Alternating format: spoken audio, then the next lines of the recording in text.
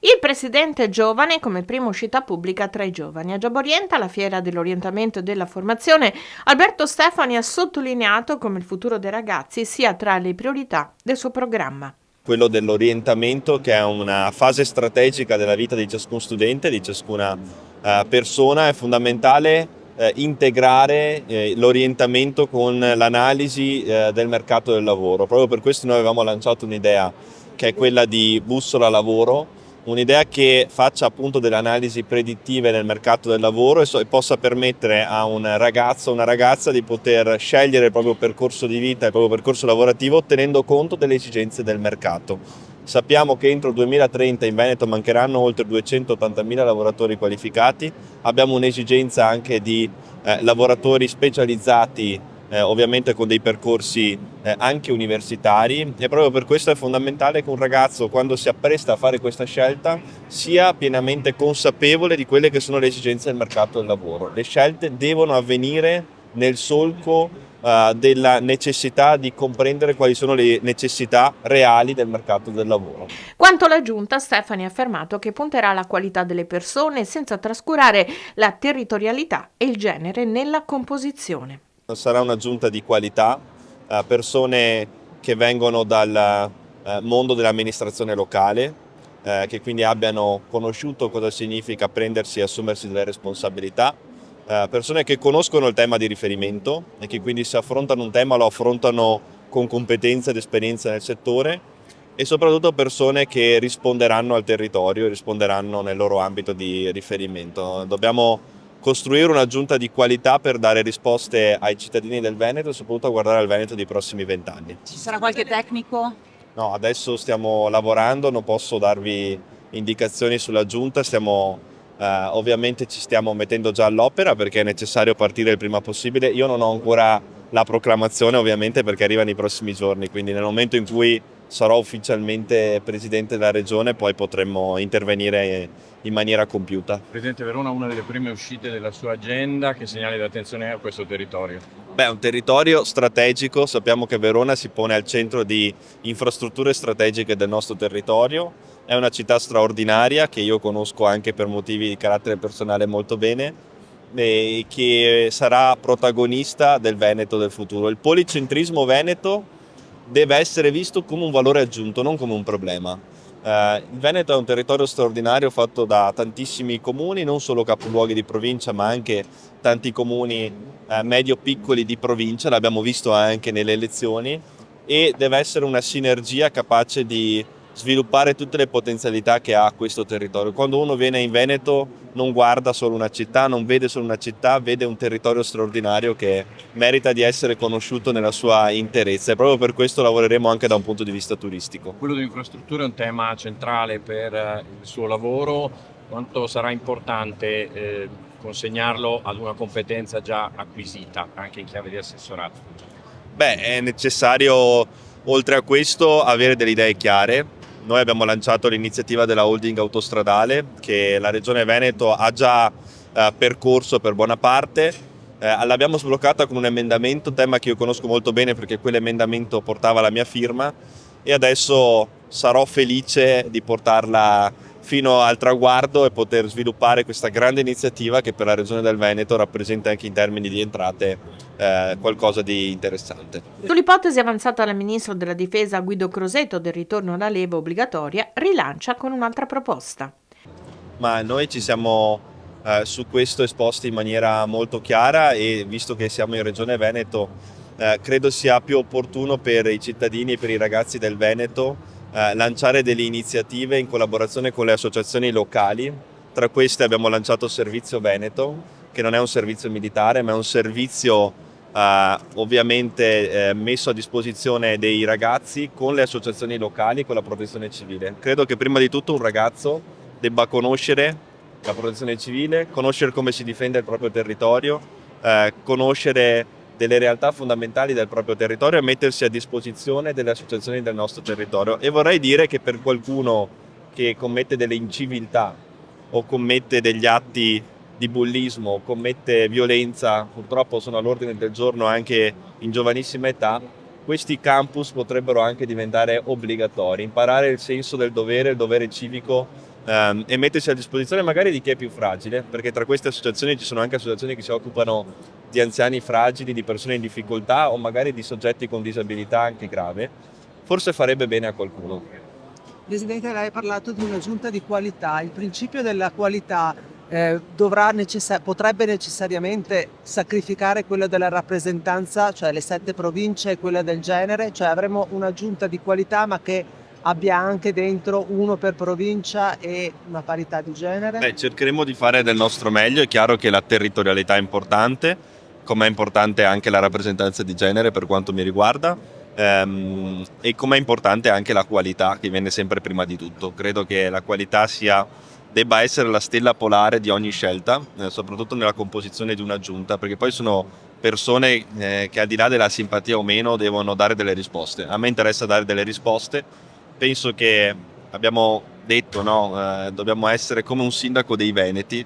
È importante avere un'esperienza magari anche da sindaco per poter esprimere la propria capacità amministrativa al meglio, o comunque essere stati parte di una amministrazione comunale e poter poi saper dare risposte in maniera chiara ai cittadini, perché poi quello che conta è questo, avere, diciamo, la responsabilità che viene, visto che in conferenza stampa ho usato il latino, lo uso ancora una volta, la capacità di rispondere ai cittadini e dare risposte. Questo significa assumere una responsabilità. Ce lo dica in latino però. Rispondere. Oh. Lo so latino, dai un po'. E c'è spazio anche per un commento su Zaia, candidato a sindaco di Venezia. Diciamo che Zaia è una figura straordinaria, può fare quello che vuole, come ho sempre ribadito.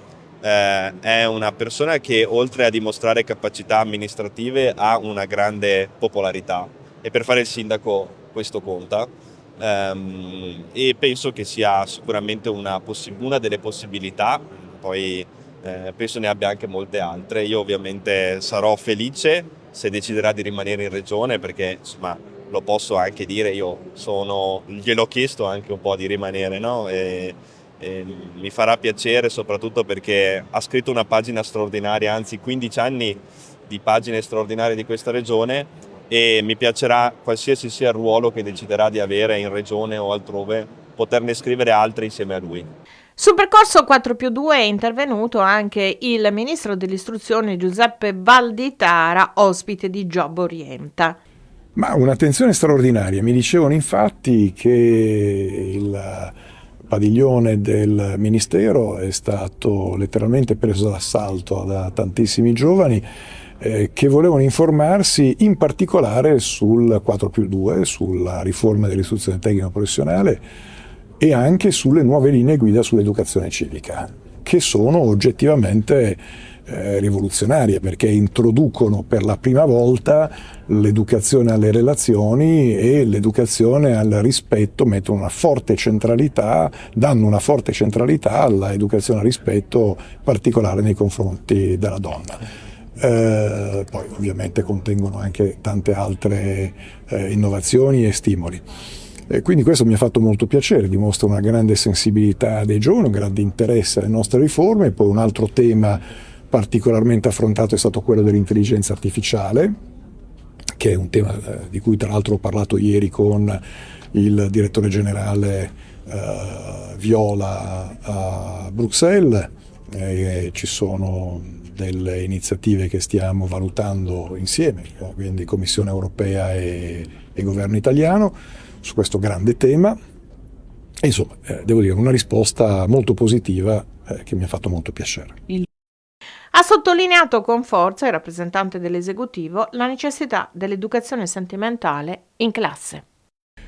Noi l'abbiamo inserita sia nell'educazione civica, nelle nuove linee guida, e non c'era prima. Voglio sottolinearlo. I governi che ci hanno preceduto non hanno messo educazione alle relazioni, non hanno dato la centralità che noi abbiamo invece posto nelle nuove linee guida all'educazione al rispetto, in particolare verso la donna. Non solo.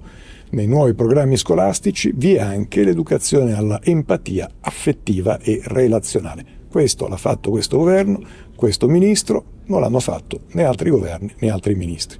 Devo dire che è questo su cui noi dobbiamo puntare: educare al rispetto, educare a relazioni positive, a rispettare i no, a rispettare i confini della donna e più in generale degli altri, a saper tollerare un no, a saper rispettare le persone, ad accettare il dialogo e a dare valore al consenso. Questo deve educare la scuola, e su questo noi abbiamo avviato anche delle buone pratiche.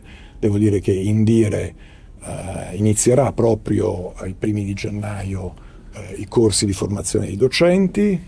Hanno già risposto circa 2000 scuole per quanto riguarda la formazione dei docenti, in particolare scuole superiori, e quindi tutto questo è una novità assoluta. Qui tra l'altro c'è anche il presidente Manfredi, potrete poi chiedere anche a lui. Un bilancio del 4+2 in termini di numeri dopo un anno di sperimentazione? Ma dopo 2 anni di sperimentazione, bilancio estremamente positivo, numeri verranno anche dati, gli studenti sono aumentati del 230% se non ricordo male, le filiere sono aumentate in modo molto significativo, le scuole che hanno aderito pure, dal prossimo anno diventa obbligatorio. E voglio anche aggiungere, perché di questo dobbiamo essere tutti consapevoli, che si è parlato proprio di istruzione tecnico-professionale a Bruxelles nel Consiglio dei Ministri dell'Istruzione, e tutti i paesi, nessuno escluso, hanno sottolineato la centralità strategica del collegamento fra scuola e mondo delle imprese. È stata definita l'impresa un luogo di formazione. Quindi chi si schiera contro questa visione non fa l'interesse dei nostri ragazzi, è fuori dalla storia, va contro la direzione che tutti i paesi europei stanno avviando, stanno intraprendendo, e che noi abbiamo avviato con 2 anni di anticipo rispetto a molti altri. C'è il tema anche del numero dei laureati, che in Italia è inferiore rispetto alla media dei paesi europei, probabilmente anche a causa delle rette. Si può fare qualcosa anche in questo senso? Non mi faccia domande che riguardano l'università, perché invaderei le competenze della collega Bernini. Io posso dare una risposta per quanto riguarda almeno la prima parte, e cioè il tema di rafforzare sempre di più gli ITS. Non dimentichiamoci che nel computo che fanno all'estero è prevista anche la istruzione terziaria professionalizzante, tecnologica, gli ITS, le Hochfachschulen tedesche. E la riforma del 4+2, creando un canale, una filiera, uno sbocco naturale negli ITS, indubbiamente favorirà molto la crescita delle iscrizioni alla formazione terziaria.